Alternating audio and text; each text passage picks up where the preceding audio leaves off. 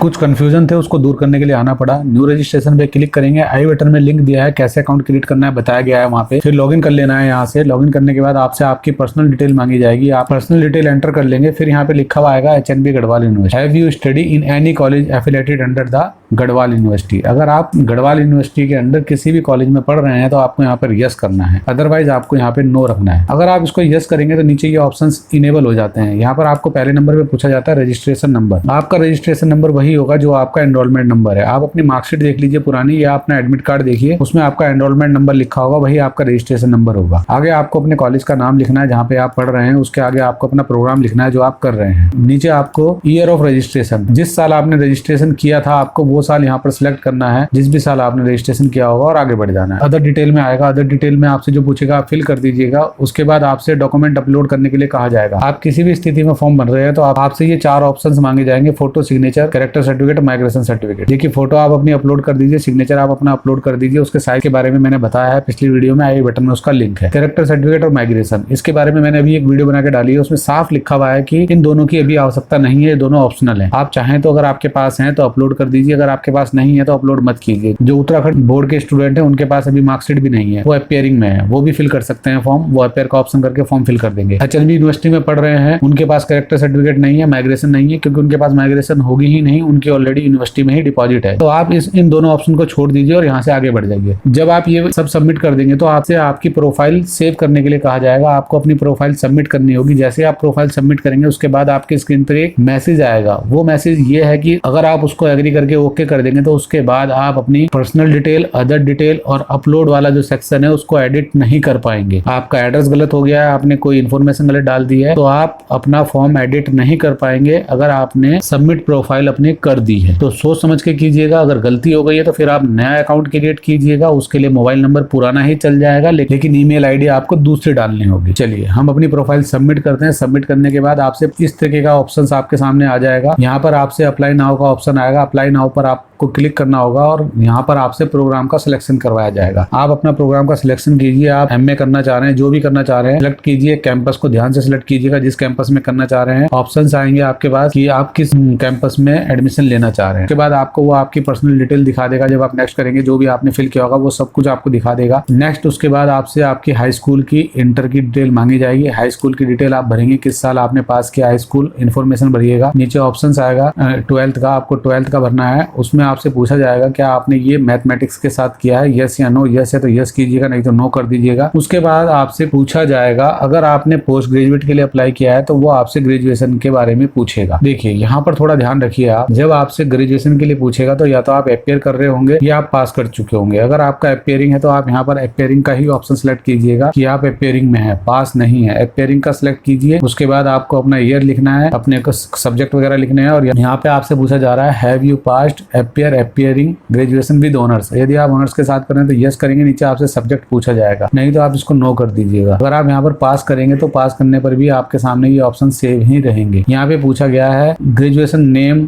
Of the board of university, आपने कहाँ से की है। अगर आपने HNB से की है तो आपको यहाँ पर HNB सिलेक्ट करना है और नीचे रजिस्ट्रेशन नंबर डालना है यूनिवर्सिटी का। अगर आप इसको अदर करेंगे तो अदर में आपसे ये यहाँ पर यूनिवर्सिटी का नाम पूछेगा। देखिए दोनों में डिफरेंस क्या है, आपने HNB सिलेक्ट किया तो आपसे वो रजिस्ट्रेशन नंबर मांगेगा, जो आपका एनरोलमेंट नंबर है वही रजिस्ट्रेशन नंबर है। अगर आपने इसको अदर किया है तो अदर करने पर ये आपसे यूनिवर्सिटी का नाम मांगेगा, आपको यहाँ पर नाम लिखना है। फिर आपको सिलेक्शन कर लेना है, आपको यहाँ पर अपना प्रोग्राम वगैरह भर देना है। देखिए यहाँ पे लास्ट में है परसेंटेज, यहाँ पे लिखा है graduation percentage for candidate whose qualification status is appeared and appearing, average percentage till last examination should be provided. If you mark in a CGPA please convert to equivalent percentage as per your CGPA score and CGPA scale. तो अगर आपकी percentage वहाँ नहीं है, आपका CGPA लिखा है तो वो आपको कन्वर्ट करना होगा। जो अगर आपके पास आपकी मार्कशीट है हेमवती नंदन बहुगुणा की तो उसकी बैक साइड में फॉर्मूला दिया गया है कि कैसे आप उसको कन्वर्ट करेंगे। यदि आप अदर यूनिवर्सिटी के हैं तो आपको यूनिवर्सिटी की साइट पर जाकर या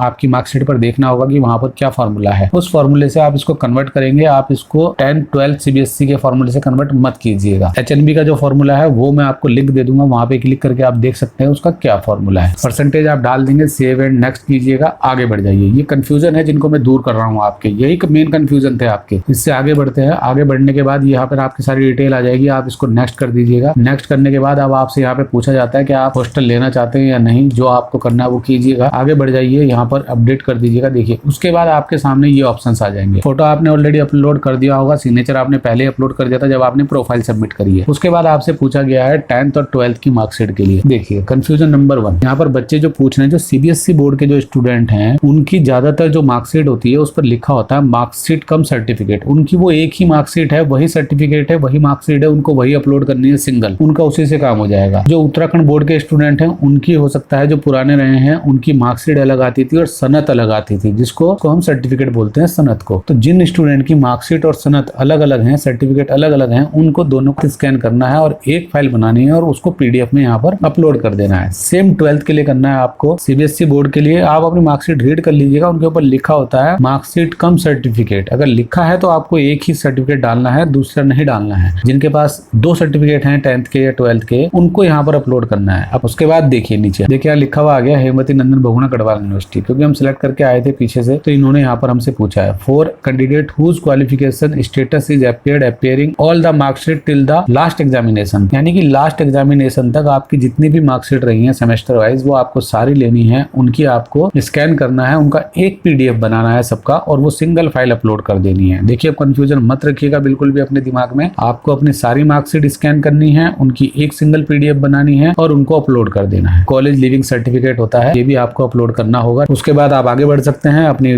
फॉर्म को सबमिट कर सकते हैं। आपको 80 रुपीज डिपॉजिट कराने हैं, वो डिपॉजिट कर दीजिएगा। Thank you, best of luck, आपका एडमिशन हो जाए बहुत अच्छा। चलिए जाते जाते नमस्कार, सत श्री अकाल, सबा खैर, सब्सक्राइब नोटिस तो कर ही सकते हैं। थैंक यू, धन्यवाद।